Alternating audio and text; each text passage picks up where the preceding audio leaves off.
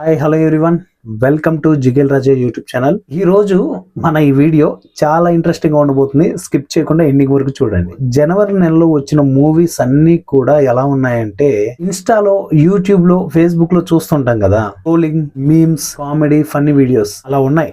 ఈ 2026 జనవరిలో వచ్చిన మూవీస్ మీకు ఎలా అనిపించిందో ఏంటో నాకు తెలియదు, కానీ నాకైతే మీమ్స్, ట్రోలింగ్స్ చూస్తున్న ఫీల్ అయితే వచ్చింది. ముందుగానే చెప్తున్నాను, ఇది జస్ట్ నా ఒపీనియన్ మాత్రమే. మీకు కొన్ని సినిమాలు నచ్చి ఉండొచ్చు, కొన్ని సినిమాలు అలా అనిపించి ఉండొచ్చు, కొన్ని సినిమాలు నచ్చకపోవచ్చు. ఫస్ట్ నాకు బాగా మీమ్ గా అండ్ ట్రోల్ గా అనిపించిన మూవీ మనశంకర వరప్రసాద్ గారు. ఆ మూవీలో మీరు చూస్తే ఇళయరాజా సాంగ్ తోటి స్టార్ట్ అవుతుంది, ఇళయరాజా సాంగ్ తోటే ఎండ్ అవుతుంది. ఇక మధ్యలో వచ్చే మీమ్స్ అయితే మామూలుగా ఉండవు. ఇంటర్వెల్ ముందు అంత పెద్ద మీమ్స్ ఏమి ఉండవు. ఇంటర్వెల్ తర్వాత వెంకటేష్ గారి ఎంట్రీ తర్వాత ఒక మీమ్ స్టార్ట్ అవుతుంది. ఇంట్లోనే దాదాపు 3 మీమ్స్ కలిపి ఒకటే సీన్ లో తిప్పేస్తారు. గిర గిర గిర గిర గిర అక్కడే తిప్పేస్తారు. అరే మీమ్ ఇంకా అయిపోలేదా, ఇంకా మీమ్ ఉంటుందా అనేలాంటి ఫీల్ లోకి వెళ్ళిపోతాం. అంత దారుణమైన మీమ్స్ ఉన్నాయి మనశంకర వరప్రసాద్ గారి మూవీలో. సెకండ్ వచ్చేసి భర్త మహాశైలకు విజ్ఞప్తి, మన మాస్ మహారాజా రవితేజ గారు నటించిన మూవీ. అది మీమ్ కా బాప్ మన మాస్ మహారాజా రవితేజ గారు. ఎందుకు ఈ మాట అంటున్నానంటే,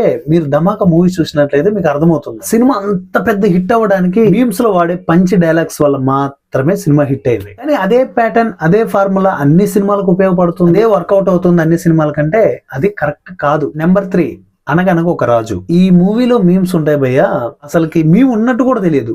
అంత అద్భుతమైన మీమ్స్ ఉంటాయి ఈ సినిమాలో. బట్ సినిమా పర్లేదు, బాగుంది. కాకపోతే మీమ్స్ ఉన్నా కూడా ఉన్నట్టు తెలియదు. బిఫోర్ నేను చెప్పిన 2 మూవీస్ కూడా, ఇది మనశంకర వరప్రసాద్ గారు గాని అండ్ భర్త మహాశైలకు విజ్ఞప్తి గాని, వీటిలో అంత డీటెయిలింగ్ గా తెలుస్తుంది. కానీ అనగనగా ఒక రాజు ఈ మూవీలో మాత్రం డీటెయిలింగ్ గా తెలియదు. లాస్ట్ బట్ నాట్ లీస్ట్ 4వ మూవీ రాజా సాబ్. ఈ మూవీలో అయితే మీమ్స్ అయితే లేవు, కానీ సినిమా బాగుందంటే సినిమా కూడా, అందులో ప్రభాస్ గారు అంటారు కదా, అంతంత మాత్రమే. ఫైనల్ గా నారి నారి నడుమ మురారి ఈ మూవీ అయితే చాలా బాగుంది. మీమ్స్ మూవీలో నాకైతే ఎక్కడ కనపడలేదు. ఇది అండి, ఈ 4 మూవీస్ లో 3 మూవీస్ లో మాత్రం మీమ్స్ విచ్చలవిడిగా వాడేశారు. ఈ మీమ్స్ గోల్ ఎప్పుడు స్టార్ట్ అయిందంటే, ధమాకా తర్వాత రాబిన్ హుడ్ మూవీ ఉంది కదా నితిన్ గారిది, అందులో వాడారు. ఇక మధ్యలో అలా వైకుంఠపురంలో అలా చిన్న చిన్నగా వాడుతూ వచ్చారు. రాను ఎలా అయిపోతుందంటే, మరి దారుణంగా సినిమాకు బదులు మీమ్స్ పెట్టేస్తున్నారు. ఫస్ట్ మీమ్స్ ప్రభావం ఎలా ఉండే తెలుసునా?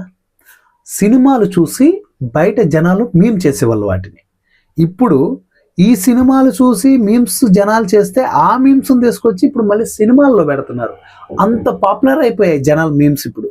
అంటే సినిమా ప్రభావం తక్కువ, మీమ్స్ ప్రభావం ఎక్కువ. 1 or 2 టైం ఏదో వర్కౌట్ అయింది అంటే కొద్ది కొత్తగా అనిపించింది ఆడియన్స్ కి, వర్కౌట్ అయింది. కానీ కంటిన్యూగా అలాగే పెట్టేస్తాం, ఆడియన్స్ కు రుద్దేస్తాం అంటే వర్కౌట్ అవ్వదు కదా. సో మీమ్స్ తగ్గించండి, సినిమాలో డెప్త్ పెంచండి. ఇది జస్ట్ మీకు బిఫోర్ చెప్పాను, ఇప్పుడు చెప్తున్నాను, నా ఒపీనియన్ మాత్రమే ఇది. నిజంగా నేను చెప్పిన ఈ మూవీస్ లో మీరు కూడా మీమ్స్ కనుక్కొని ఉంటే కింద కామెంట్ లో తెలియచేయండి. ఇదివరకు మన ఛానల్ ని సబ్స్క్రైబ్ చేయకుండా ఉంటే ప్లీజ్ సబ్స్క్రైబ్ చేసిన తర్వాత పక్కనే గంట సింబల్ వస్తుంది కదండి, దాన్ని క్లిక్ చేసి పెట్టుకోండి. ఎందుకంటే నేను ఏ వీడియో పెట్టినా మీకు నోటిఫికేషన్ రూపంలో రావడం జరుగుతుంది. అండ్ నెక్స్ట్ వీడియోలో మళ్ళీ కలుసుకుందాం. అంతవరకు bye bye, thank you and జై హింద్.